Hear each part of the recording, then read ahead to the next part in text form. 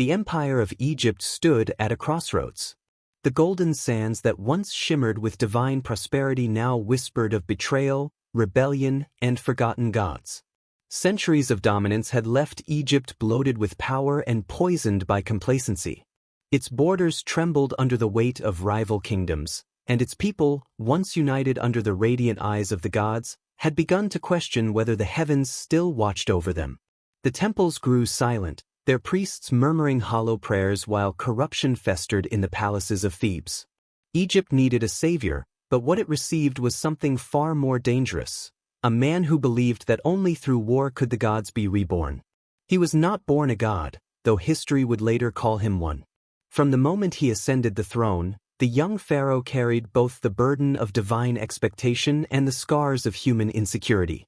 He had grown up in the shadow of his father's failures, inheriting a throne threatened by enemies abroad and cynicism at home. The weight of eternity pressed upon his shoulders. He was told he was the living Horus, the embodiment of divine order itself. Yet, deep inside, he was haunted by the chaos he saw everywhere, the fading unity of his people, the crumbling sanctity of the temples, the whisper that Egypt's time had passed. What if he could restore balance not through peace, but through blood? What if conquest itself was the will of the gods? The pharaoh's coronation was unlike any before it. As the priests anointed him with sacred oils, he did not merely pledge to rule, he vowed to cleanse. His words echoed through the great hall of Karnak, carried by torches that flickered like trembling stars. I am the sword of Ma'at, the fire that burns chaos from this world. The audience gasped, not just at the audacity, but at the conviction behind his eyes. This was no mere king reciting rehearsed vows. This was a man who believed himself chosen by the divine to restore the cosmic balance that held Egypt together. In that instant, a transformation began, not only in the throne room but across the empire itself. For the first time, war was not just politics or survival. It was worship. In the early years of his reign, Egypt's armies were fractured remnants of past glory.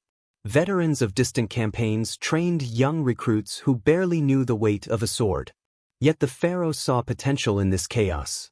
He reformed the ranks, introduced stricter discipline, and revived the once sacred tradition of divine blessing before every campaign. Soldiers began to march not only for gold or glory but for salvation. Every chariot carried the image of a god, every shield bore the hieroglyph of eternal order. To disobey the pharaoh was to defy heaven itself.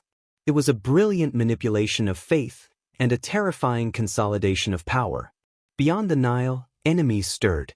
To the north, the kingdoms of Canaan plotted rebellion, while in the south, Nubian tribes defied Egyptian authority. The pharaoh's advisors urged diplomacy, trade, compromise. But the young ruler refused. The gods do not parley, he said coldly. They conquer. His generals hesitated, uncertain whether this was divine courage or reckless zeal. Yet when the first campaign succeeded, when his forces crushed a rebellious city and offered it as a gift to Ammonius, the priests declared it a miracle. The pharaoh had not only defeated his enemies, he had sanctified the act of killing. From that moment his legend began to spread like wildfire across the two lands. The people whispered that the gods marched beside him, that his arrows never missed their mark, that even the desert winds obeyed his command. Temples began depicting him in poses once reserved for deities, towering over captives, crowned by the sun itself. The high priests who once guided kings now bowed before him as if before a god. For the first time in Egyptian history, divinity was not just inherited, it was proven on the battlefield. But beneath the glory, something darker stirred. Each victory made him hungrier for the next, each prayer before battle grew more desperate, more personal. He began to see omens everywhere, in the flight of birds, in the color of dawn, in the silence of the Nile. To him, these were not coincidences, they were divine messages urging him forward. His court began to fear the fire that burned in his eyes, that eerie mix of faith and fury. Was he a visionary touched by the gods, or a madman consumed by them? Egypt itself began to change under his reign. The line between temple and barracks blurred. Sacred rituals became military parades, hymns transformed into war chants. Commoners were taught that to serve the pharaoh was to serve the divine, and to die in his name was the highest honor a mortal could achieve. The empire's identity began to merge with its army, each conquest seen as a step toward cosmic perfection. In the minds of his people, Egypt was no longer fighting for survival. It was fighting for the soul of the world. As the sun set over the blood-red Nile, the pharaoh stood alone atop his palace, staring toward the horizon. To him, every heartbeat of his empire was a drumbeat of destiny. He believed the gods had chosen him to restore their glory through conquest, that each slain enemy was a prayer answered, each victory a hymn sung in the language of fire and steel. But destiny is a cruel master. In turning war into worship, the pharaoh had bound himself to a faith that demanded endless sacrifice.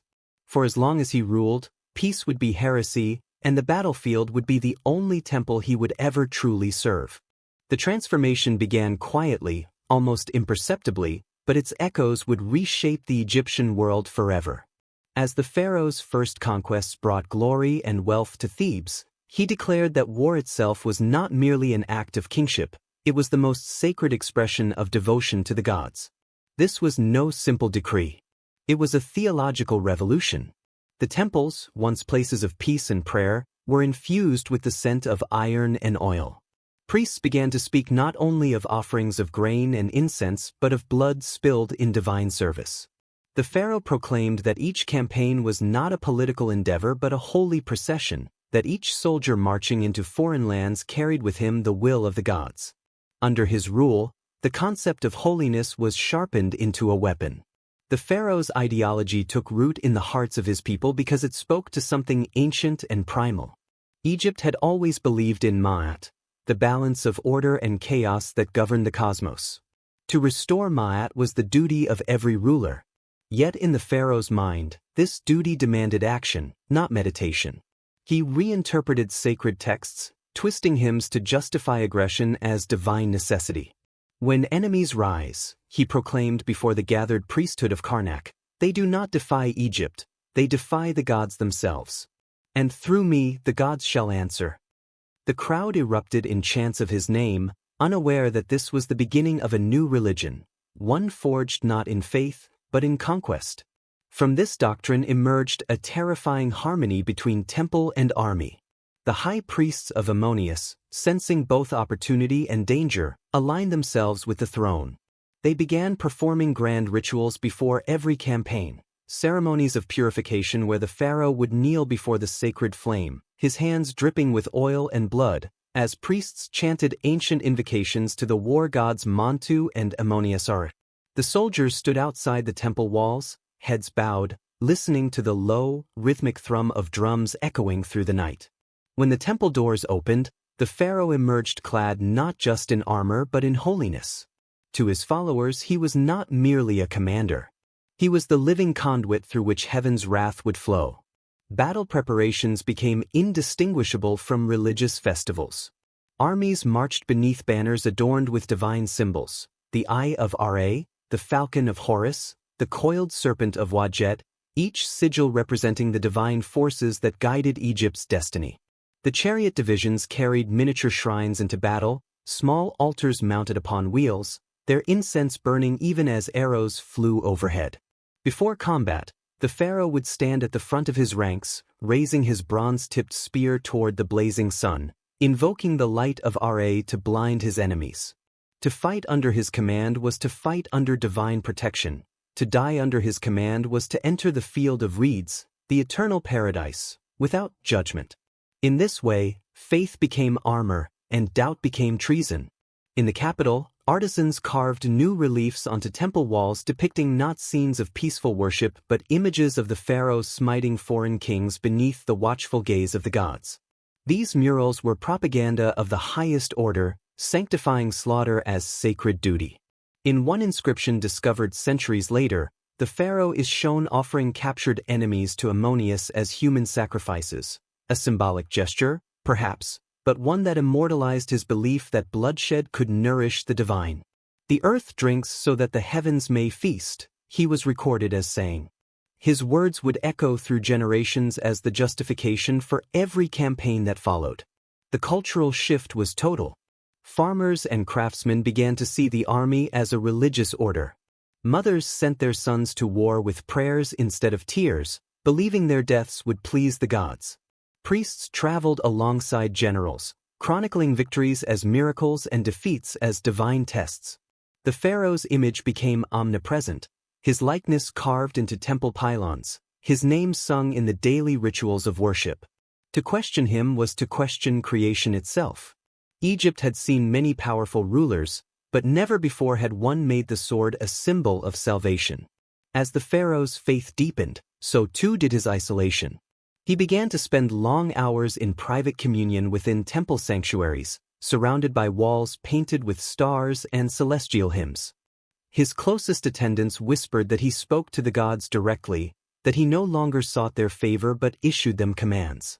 In his visions, he saw Egypt stretching across the known world, a divine empire purified through holy conquest. He began to speak of destiny not as a path to follow but as a force to forge. The gods are not to be worshipped, he told his generals one evening as they camped before a campaign in Canaan. They are to be obeyed, and I am their voice. Yet beneath this fervor lay a growing tension. Not all within the priesthood shared his zeal. Some elders of the temple of Ammonius whispered that the pharaoh's crusade threatened to unbalance Ma'at itself, that in seeking to purge chaos, he was creating it.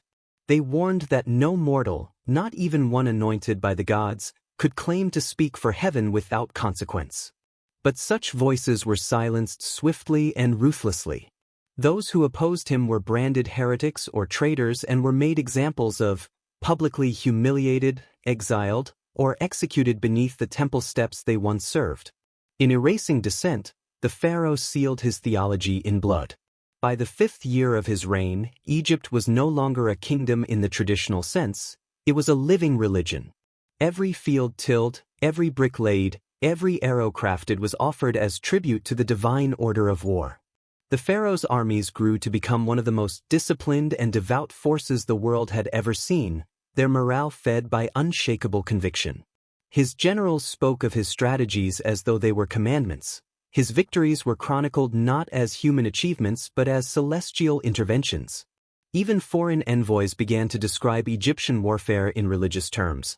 An unstoppable tide of soldiers who believed death was glory and conquest was prayer.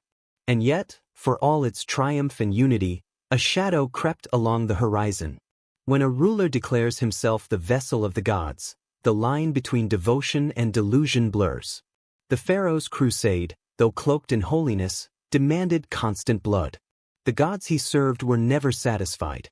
Each victory demanded another, each offering another sacrifice. Egypt, intoxicated by divine purpose, began to march toward a destiny it could not escape. For in making war sacred, the pharaoh had unleashed a truth even he could not control. Once the gods tasted battle, they would never stop hungering for it. The pharaoh's holy wars swept across the lands beyond the Nile like storms guided by divine wrath. By the 3rd year of his reign, the armies of Egypt had become more than soldiers. They were instruments of heaven's will, forged in ritual and bound by faith. Every campaign began with days of sacred preparation. Priests marched alongside the army, reciting hymns to Ammonius Ra and Montu, the god of war, while incense smoke curled into the desert sky. Before the first arrow was loosed, the pharaoh would stand before his men, lifting his scepter toward the sun and declaring, "As Ra rises over the horizon, so shall Egypt rise over the nations."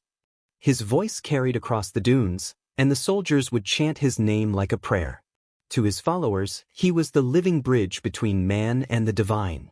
His chariot was a mobile altar, gilded with gold and carved with images of the gods who rode with him into battle.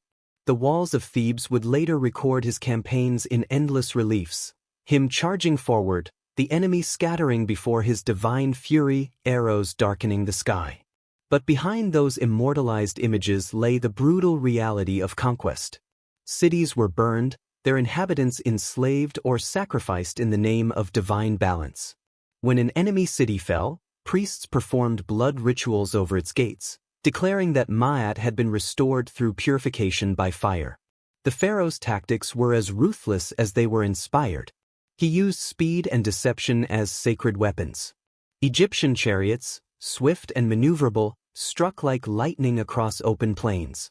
Scouts reported that enemy soldiers often fled at the sight of the pharaoh's banners, convinced that they faced not men but divine spirits. Even when outnumbered, his armies fought with the conviction that death in battle meant eternal reward. This belief made them unstoppable, but it also blinded them to reason. The pharaoh's generals, though brilliant, began to fear his growing obsession. Every campaign grew riskier, every victory more desperate. He was no longer satisfied with expanding Egypt's borders. He wanted to rewrite the world's order. In Canaan, he met the fiercest resistance yet. The fortified city-states there had learned of his approach and joined forces, hoping to crush the invading tide. The pharaoh, undeterred, declared the alliance an affront to the gods. "They are the children of Isfit," he said, "the embodiment of chaos that Ma'at must destroy." His army besieged their walls for weeks, cutting off supplies and surrounding the city like a tightening noose. When hunger and fear finally broke their resolve, the pharaoh ordered no mercy. The city was razed, its rulers executed at the temple gates. To his men, it was divine justice. To history, it was annihilation disguised as faith. As his empire expanded, so too did his need for validation. The more he conquered, the more he craved signs that the gods still favored him. Omens became his compass, the shape of clouds, the cries of birds, even the flicker of torches during rituals. When one of his generals questioned the wisdom of invading further north, the pharaoh silenced him with cold fury. "The gods speak through victory," he said. "Would you silence them with fear?" From that day on, dissent was punished as blasphemy. His council became an echo chamber of fear and obedience. The pharaoh's belief in his divine mission began to evolve into something darker, a belief that he himself was the god of war incarnate. During the campaign in Syria, witnesses recorded that he entered battle unarmored, wearing only a golden crown, claiming that no weapon forged by mortals could harm a god. Miraculously, he survived the chaos of combat, his enemies scattered, and his legend grew. But those closest to him saw the madness taking root. He slept less, spoke often to unseen presences, and began demanding sacrifices from his own priests to appease the voices of heaven. The victories that once united Egypt now began to divide it. Each triumph required greater tribute, greater faith, and greater blood.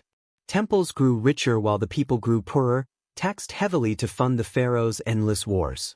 Families sent their sons to the army not out of pride, but fear. The land that had once blossomed under the Nile's gentle floods now ran red with sacrifice. The empire's prosperity had become a machine sustained by death. And yet, amid this growing shadow, the pharaoh stood radiant in his own belief. He looked upon the conquered lands and saw divine order restored. To his mind, every fallen enemy was another step toward cosmic perfection. He was not a destroyer, he was a purifier. But as the fires of his holy war spread farther, they began to burn the very foundations of his empire. The gods he served demanded more blood than even he could give, and Egypt's strength, its soldiers, its faith, its spirit, was being consumed from within. The sun that had risen so brightly on his reign now blazed too hot, too fierce. The pharaoh's holy crusade had elevated him beyond mortality, but it had also trapped him in an unending cycle of devotion and destruction. Each battle brought him closer to godhood, and closer to the abyss that awaited those who dared to claim it. The pharaoh's triumphs had made him a living god in the eyes of his people, but in his own heart, that divinity began to consume him. He no longer prayed to the gods for guidance, he demanded their obedience. Temples that once echoed with hymns to Ammonius now resounded with chants of his own name. He ordered statues of deities replaced with his likeness, inscriptions rewritten so that every victory belonged to him alone. The priests who had once crowned him began to whisper in fear, for he no longer served the gods, he had become their rival. His obsession reached its peak during the northern campaign, when he led his army into foreign lands against the council of his generals. He claimed to hear divine voices commanding him forward, promising immortality through conquest. But the signs that followed were grim. Sandstorms swallowed his columns, supply lines collapsed, and disease spread among the soldiers. Still he marched. When defeat came, it was catastrophic. An army scattered, banners trampled, divine favor seemingly withdrawn. As the Pharaoh stood amid the bodies of his fallen warriors, he raised his blood-stained hands to the heavens and screamed, "Have you forsaken your son?" The silence that followed was the first sound of his downfall. His vision of godhood had led him not to eternal glory, but to ruin. Egypt reeled from the disaster. Crops failed, trade halted, and the temples, once centers of glory, fell into disrepair. The priests declared that the gods were angry, and the people began to curse the name they once worshipped. Yet the Pharaoh refused to accept defeat. Isolated in his palace, he claimed the losses were divine tests, that faith demanded suffering. His closest advisors abandoned him, but he remained surrounded by sycophants who repeated his delusions back to him like prayers. Rebellion soon spread through the provinces. Soldiers deserted their posts, and generals began to speak of restoring order without the Pharaoh's hand. The once mighty ruler, obsessed with redemption, ordered one final campaign alone. No army followed. Only a handful of loyal guards watched as he rode out into the desert, vanishing into a storm that swallowed both man and myth. In the months that followed, his statues were defaced, his name erased from temple walls. Egypt turned away from his faith of blood and returned to the old gods. The man who made war sacred became a warning, proof that even kings cannot play God without consequence. Centuries later, the ruins of his temples still rise from the sands, silent, scarred, defiant. Historians would call him many names: reformer, heretic, conqueror, madman. But his true legacy lay in the idea he left behind, that belief itself could be weaponized. His fusion of religion and warfare would echo through time, inspiring emperors and crusaders who marched under banners of divine destiny. Egypt never forgot him, though it tried. His erased name survived in whispers and in symbols too sacred to destroy. For some, he was the pharaoh who sought to make the divine tangible. For others, he was the embodiment of hubris, a mortal who believed he could command the heavens.